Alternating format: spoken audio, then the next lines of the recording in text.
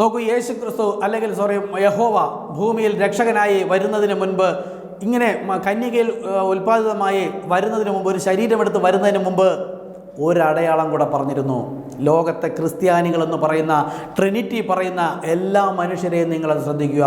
ദൈവം നൽകിയ അടയാളമാണ് കന്യക ഗർഭിണിയായാൽ ആ ശരീരത്തിൽ വരുന്നത് ഇമ്മാനുവേൽ. ഇത് മലാഖി 3:1 പറയുന്നത്, ഞാൻ അതിലേക്ക് വരുന്നുണ്ട്. നോക്കൂ, യെശയ്യാ പ്രവാചകൻ 40:3 നോക്കൂ, മശിഹ വരുന്നതിന് മുമ്പ്, യഹോവ വരുന്നതിന് മുമ്പ്, യഹോവ എന്ന് തന്നെ ഞാനിപ്പോൾ പറഞ്ഞു പോവുകയാണ്. അങ്ങനെ തന്നെ പഠിച്ചാലേ നമുക്കിത് മനസ്സിലാകും. അപ്പോൾ യഹോവ ഒരു രക്ഷകനായി ഭൂമിയിലേക്ക് മനുഷ്യരുടെ പാപം വഹിക്കുന്നതിന്, പാപപരിഹാര മാർഗം ഒരുക്കുന്നതിന് വരുന്നതിന് മുമ്പ് മറ്റൊരടയാളം. 2 വായ്മൊഴിയാൽ ഏത് കാര്യം ഉറപ്പിക്കാം. കന്യകയിൽ വന്നത് വേറൊരു വ്യക്തി എന്ന് പറയുന്നവർ എന്തുകൊണ്ട് ഇതെല്ലാം കന്യകയിൽ വന്നത് വേറൊരു വ്യക്തി എന്ന് പഠിപ്പിക്കുന്നവർ എന്തുകൊണ്ട് ഇത് ഗ്രഹിക്കാതെ പോകുന്നു?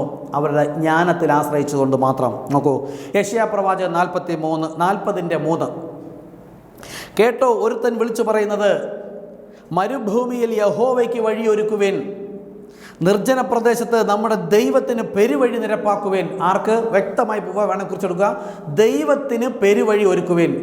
അപ്പോൾ മശിഹ, യഹോവ ജനത്തിൻ്റെ പാപം വഹിക്കുന്നതിന് വേണ്ടി, റോൾ മോഡൽ കാണിക്കുന്നതിന് വേണ്ടിയിട്ട്, അവരുടെ ഇടയിൽ വസിച്ചുകൊണ്ട് ദൈവത്തെ പരിചയപ്പെടുത്തുന്നതിന് വേണ്ടി വരുമ്പോൾ, അതിനു മുൻപായി ദൈവം ഒരുവനെ അയക്കും. അവൻ വന്നു വഴി നിരത്തുന്നത് യഹോവയ്ക്ക് ദൈവത്തിന് മരുഭൂമിയിൽ യഹോവയ്ക്ക് വഴി ഒരുക്കുവിൻ, ദൈവത്തിന് ഒരു പെരുവഴി ഒരുക്കുവിൻ.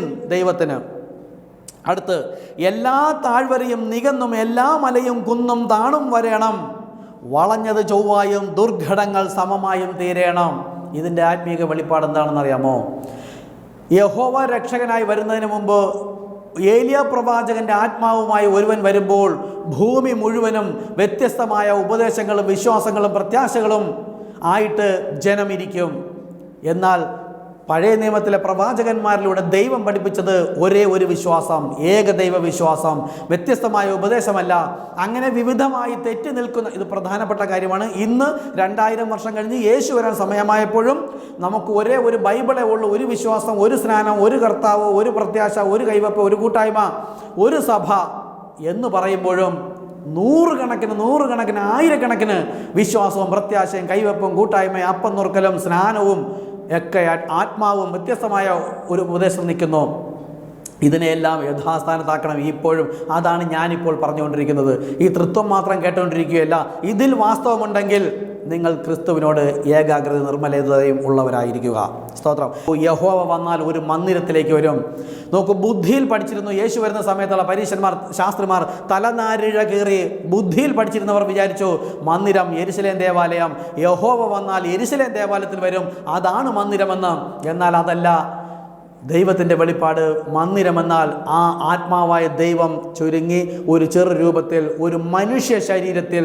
ഇന്ന് നോക്കൂ, നമ്മുടെ ശരീരം ദൈവത്തിൻ്റെ മന്ദിരം. നിങ്ങൾ ദൈവത്തിൻ്റെ മന്ദിരമെന്നും ദൈവത്തിൻ്റെ ആത്മാവ് നിങ്ങളിൽ വസിക്കുന്നുവെന്നും നിങ്ങൾ അറിയുന്നില്ലയോ?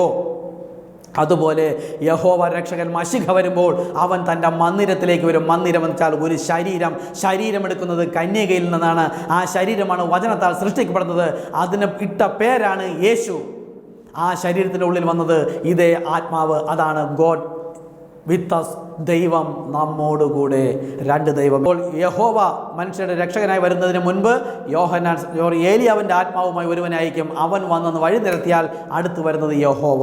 നോക്കൂ, ഇപ്പോൾ തന്നെ കുറച്ച് കാര്യങ്ങൾ മനസ്സിലായിട്ടുള്ളവർ ദയവായി കാത്തിരിക്കുക. അടുത്ത എപ്പിസോഡ് ഉടനെ ഉണ്ടാവുന്നതാണ്.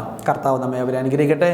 ദൈവത്തിൻ്റെ മർമ്മം ഗ്രഹിക്കുവാൻ കർത്താവ് നിങ്ങളെ സഹായിക്കട്ടെ. യേശുക്രിസ്തു നാമത്തിൽ തന്നെ ആമേൻ.